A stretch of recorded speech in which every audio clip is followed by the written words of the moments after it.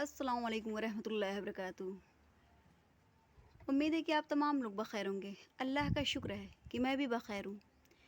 आज मैंने सोचा कि क्यों नहीं किसी मौजू पर आप लोगों से गुफ्तगू की जाए, इसलिए मैंने अपने मौजूद सुखन को चुना है, दुआ। तो आइए स्टार्ट करते हैं। औज़ु बिल्लाहि मिनश शैतानिर रजीम, बिस्मिल्लाहिर रहमानिर रहीम। रब्बि इश्रह ली सदरी वयस्सिर ली अमरी वहलुल उक़दतम मिन लिसानी यफ़क़हू क़ौली। रसूलुल्लाह सल्लल्लाहु अलैहि वसल्लम ने फरमाया, दुआ ही इबादत है। अल्लाह ताला ने फरमाया, वक़ाल रब्बुकुम उदऊनी अस्तजिब लकुम, और तुम्हारे रब ने कह दिया, तुम सब मुझे पुकारो, मैं तुम्हारी दुआएं कबूल करूँगा। रसूलुल्लाह सल्लल्लाहु अलैहि वसल्लम ने फरमाया, तकदीर को सिर्फ दुआ फेर देती है और उम्र को सिर्फ नेकी बढ़ा देती है। दुआ आई हुई और आने वाली दोनों किस्म की मुसीबतों को दूर करने के लिए नफ़ा बख्श है। इसलिए ए अल्लाह के बंदो, तुम सब दुआ ज़रूर किया करो और आजिज़ी और इनकिसारी के साथ किया करो। दुआ ना करने से ना अल्लाह ताला नाराज़ होता है। सूरह मोमिन आयत नंबर 60 में अल्लाह ताला ने फरमाया, इन्नल लज़ीना यस्तकबिरूना अन इबादती सयदखुलूना जहन्नम दाखिरीन। बेशक जो लोग मेरी इबादत नहीं करते वो अनक़रीब ज़िल्लत और रुसवाई के साथ जहन्नम में दाखिल होंगे। दुआ ही इबादत का मक़सद है, और जो बंदा अपने रब के सामने हाथ फैलाकर और गिड़गिड़ा कर दुआ करता है, अल्लाह ताला उससे खुश होता है, और ये कि अल्लाह ताला अपने बंदों की दुआओं को ज़रूर कबूल करता है। ये रब का वादा है। हम रोज़मर्रा की ज़िंदगी में देखते हैं कि लोग दुआएं करते हैं और कबूल नहीं होती है। और दुआ की कबूलियत की जो शर्तें हैं ना, वो कुरान और सुन्नत है से साबित है। जैसे एक आदमी जब बीमार होता है और जब वो डॉक्टर के पास जाता है और डॉक्टर को अपनी पूरी तफसील बताता है, और डॉक्टर जो है उसका पूरा चेकअप करता है, चेकअप करने के बाद ही वो उसे दवा देता है, और इस ताकीद के साथ, और उसे ये ताकीद भी करता है कि फ़ला फ़ला चीज़ें खाने से परहेज़ नहीं करेगा और अपनी ज़िंदगी में ऐसी ऐसी तब्दीलियाँ नहीं लाएगा तो दवा अपने असर को खो देगी और किसी भी तरह शिफा के लिए सबब नहीं होगी। दुआ करने वाले की नीयत में खालिस हो, खुदा के सिवा किसी गैर का तसव्वुर ना हो, और ज़ुबान पर सिर्फ़ और सिर्फ अल्लाह का नाम हो, उसी के सामने गिड़गिड़ाया जाए और उसी से रोया जाए।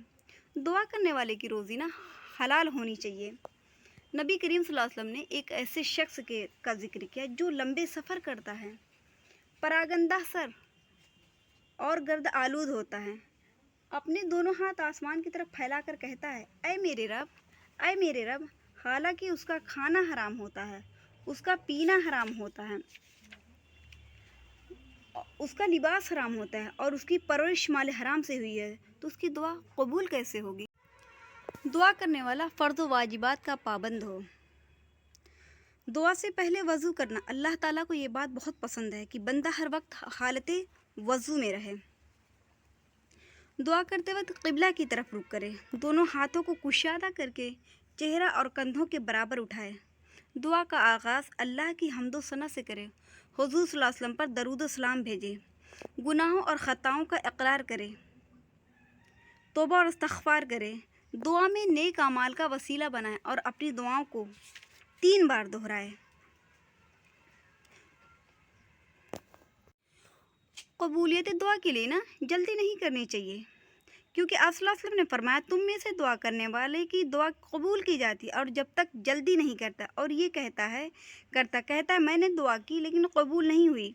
दुआ बंदे की हमेशा कबूल होती रहती है, और जब तक वो जल्दी नहीं करता, कहता है कि मैंने बार बार दुआ की लेकिन कबूलियत नज़र नहीं आई, फिर वो अफसोस करने लगता है और दुआ करना छोड़ देता है। तो गोया दुआ कसरत से और बार बार करनी चाहिए और नाउम्मीद नहीं होना चाहिए। बस औक़ात ऐसा होता है कि बंदे की अदा अल्लाह को बहुत पसंद आ जाती है और वो चाहता है कि उसका वो बंदा उसके सामने खूब दुआ करे, रोए, गिड़गिड़ाए, तब असर ज़ाहिर हो। हमेशा ख्याल रहे कि दुआ रब्बुल आलमीन से सरगोशी के अंदाज में हो। नबी करीम सल्लल्लाहु अलैहि वसल्लम ने फरमाया, जब तुम में से कोई दुआ करे तो कोई यूँ ना कहे, ए अल्लाह, अगर तू चाहे तो तू मेरी मग़फ़िरत कर दे, अगर तू चाहे तो मुझ पर रहम कर दे, बल्कि अपने सवाल में अजीमत पैदा करे। अल्लाह तो जो चाहता है वही करता है, उसे कोई मजबूर नहीं कर सकता। इसलिए हमें हमेशा अपने दुआ में ये कहना चाहिए कि ए रब्बे जुल जलाल, तूने ही आसमानों और ज़मीन को बनाया और तेरे ही हुक्म से हर चीज़ वजूद में आ जाती है, बग़ैर तेरे हुक्म के एक पत्ता भी नहीं हिल सकता। तो मेरे परवरदिगार, मेरे गुनाहों को बख्श दे, मेरी ख़ताओं को माफ़ कर दे।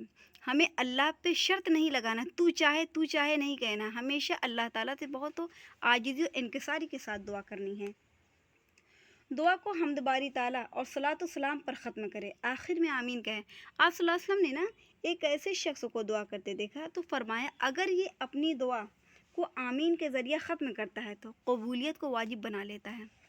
अब इन्हीं चंद बातों पर मैं अपनी दुआ को ख़त्म करती हूँ और अल्लाह ताला से दुआ करती हूँ, अल्लाह ताला हम तमाम लोगों के अंदर आजिज़ी और इनकिसारी पैदा करे और अपने रब से हम हमेशा गिड़गिड़ा कर दुआ मांगे। इंशाअल्लाह ताला अल्लाह ताला हमारी दुआ को ज़रूर कबूल फरमाएगा।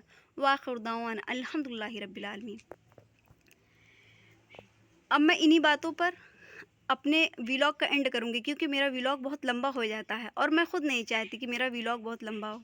एक बार मैं फिर से आप लोगों से कहूँगी, प्लीज़ मुझे लाइक शेयर कर दीजिएगा और अपने रिलेशन में, अपने फ्रेंड में और अपने फैमिली मेम्बर में उनको मेरी लिंक सेंड कर दिया करें, ताकि मेरे सब्सक्राइबर बढ़ जाएँ, क्योंकि मेरे सब्सक्राइबर धीरे धीरे कम होते जा रहे हैं। धीरे धीरे करके 229 हो गए, तब फिर से 219 हो गए हैं। पता नहीं क्यों ऐसा हो रहा है, क्योंकि ऐसा होता है ना कि जो वीडियो नहीं देखता है, बस सब्सक्राइब करके हट जाता है, तो फिर उसे ना यूट्यूब डिलीट कर रहा है।